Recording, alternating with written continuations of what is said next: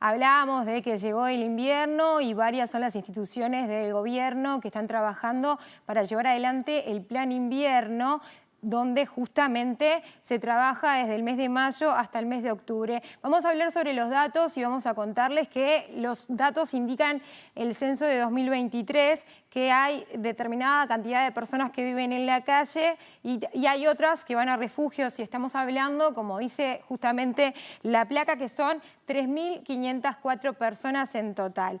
Si hablamos de la situación que se vive en el territorio y cómo se distribuyen, no les debería de sorprender que la mayor cantidad de personas, el 75% de aquellos que están en situación de calle, viven en Montevideo justamente. Estamos hablando de 2.758 personas. Vamos viendo en el mapa la situación en el territorio, como yo les comentaba. Ha aumentado un 24% respecto a 2021 la cantidad de personas en Montevideo y se consolida lo que es la tendencia de crecimiento. Un 10% hay en Canelones, después también hay en Maldonado un 3%. Y después hay menos de 10 personas en Rocha, en Tacuarembó y en Durazno. Y hay también lugares del país como Rivera y como Flores, donde no hay registro, según el censo de 2023, de personas en situación de calle. Si seguimos avanzando en esta temática, hablamos de la evolución histórica y lo vemos justamente en esta línea de tiempo. En el 2016 había 1.393 personas en situación de calle, en el 2019 1.745, en el 2020 2.082, en el 2021 2.215 y en el 2023, el último dato que se conoce, 2.785 personas. Pero si hablamos puntualmente de los perfiles de la población, y no les va a llamar la atención, a Alejandro Rodríguez no le está llamando la atención, tiene que ver con que la mayoría son hombres. El 89% son varones, o sea, lo que se ve habitualmente cuando caminamos por las calles. 39 años es la edad promedio de la población en calle. El 97% son uruguayos, solamente se registraron 28 extranjeros. En general, si hablamos de la educación, tienen niveles bajos de educación. Han llegado a la calle por situaciones de ruptura de vínculos, por ejemplo, o pérdida también de lo que es el empleo. Muy importante esto, porque el 36% de ellos, como indica también la información que tenemos acá, ha realizado algún tratamiento psiquiátrico. Y otro dato que es muy relevante es que el 91% de las personas que están en situación de calle han tenido consumo de sustancias. Cuando hablamos de sustancias, hablamos de cocaína, de marihuana, de alcohol, entre otras. Y muchas veces solemos ver a gente en situación de calle justamente bebiendo alcohol o consumiendo otras sustancias, 91%. Más del 50% de la población que está en calle estuvo presa. 67% declara trabajar en trabajos como solemos ver también, cuidacoches o personas que hacen de dinero lo que es lavando autos, por ejemplo. También les contamos que el 45% busca trabajo y el 70% de la población de calle asistió alguna vez a un refugio, según datos del 2023. Pero también existe cierta resistencia a ir a los refugios, esto porque tienen que dejar sus pertenencias, cuando tienen sofás, por ejemplo, en la vía pública, o también hay problemas de convivencia, según han indicado. Otro dato relevante es que mucha de la población que está en situación de calle, un 40%, por ejemplo, recibe ayuda, recibe apoyo o de vecinos o de comerciantes de la zona, incluso cuando no van a refugios. Y 1 de cada 3 ha dicho también, según información del 2023, que en realidad ha sufrido agresiones, sobre todo por parte de policías. Pero si avanzamos en la información y hablamos en lo que tiene que ver con la cantidad de plazas que hay hoy por hoy para atender a esta población, en el mes de enero de 2025 de este año se contó ya con 5.500 cupos, con 5.500 plazas, y en el 2024, el año pasado, había 2.000. Esto demuestra justamente la tendencia de crecimiento de personas en situación de calle y la necesidad de dar respuestas. Los cupos nocturnos, 2.085, y les contamos además que hay 18 puertas de entrada en el territorio. ¿Qué son las puertas de entrada?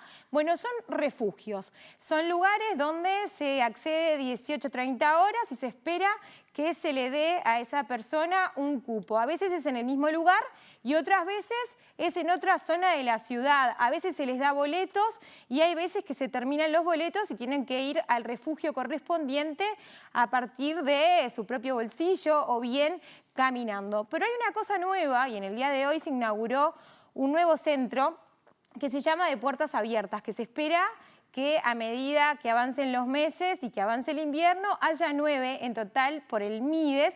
Estos lugares de puertas abiertas en realidad buscan ser un espacio de achique, de estar un rato hasta que se asigne el refugio y que además sea un lugar donde se pueden bañar, donde pueden compartir distintos espacios, también propuestas culturales, sociales y donde también están en contacto con la población. Pero sobre este tema nos daban detalles desde el Mides.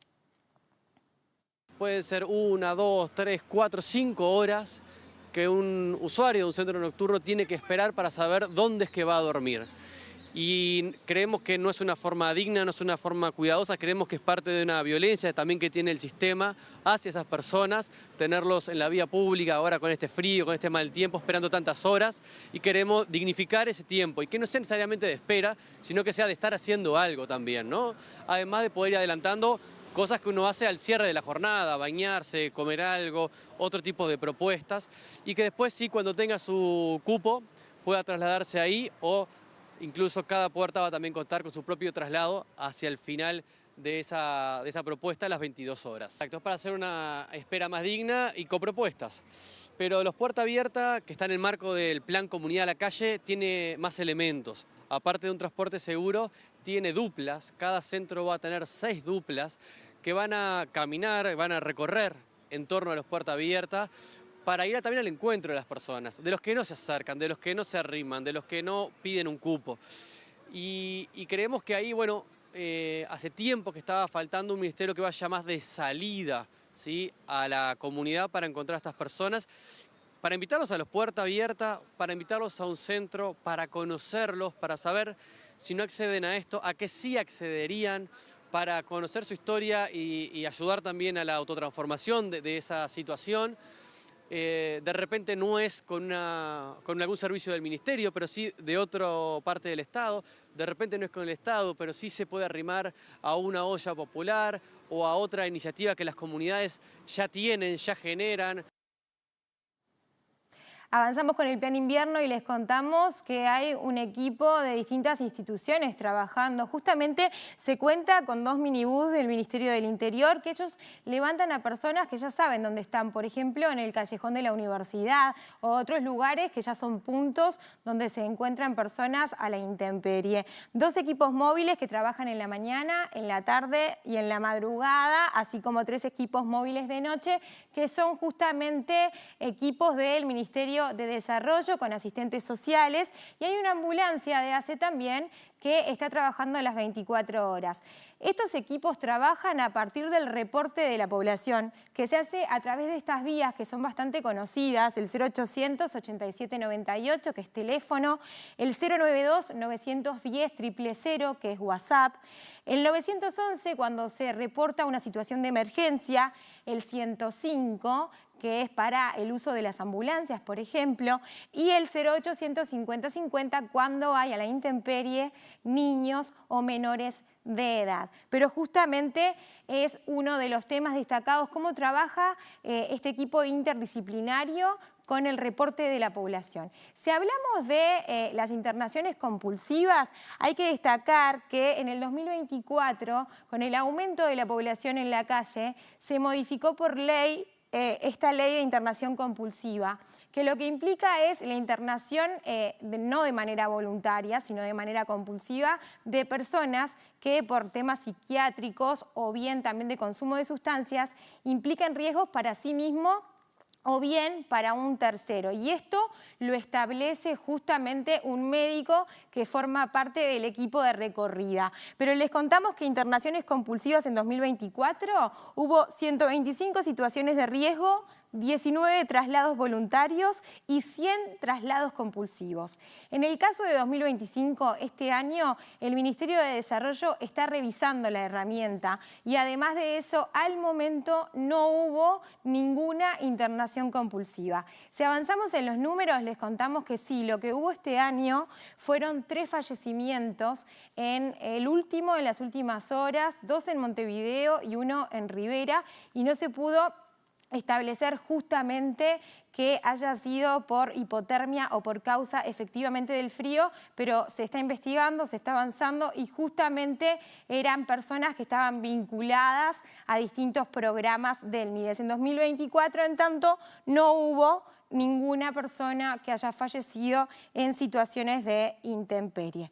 Pero hay que tener en cuenta, como última información, que el sinhogarismo es un problema que es global. Se da tanto en los países del mundo, se da tanto en los países de primer mundo como en vías de desarrollo. Son situaciones que se pueden ver y en realidad lo que se necesitan son realmente respuestas estructurales y sobre todo no invisibilizar el problema. Y es por eso que cerramos este tema con esta foto. Estoy tan cerca que no me ves. Y ahora les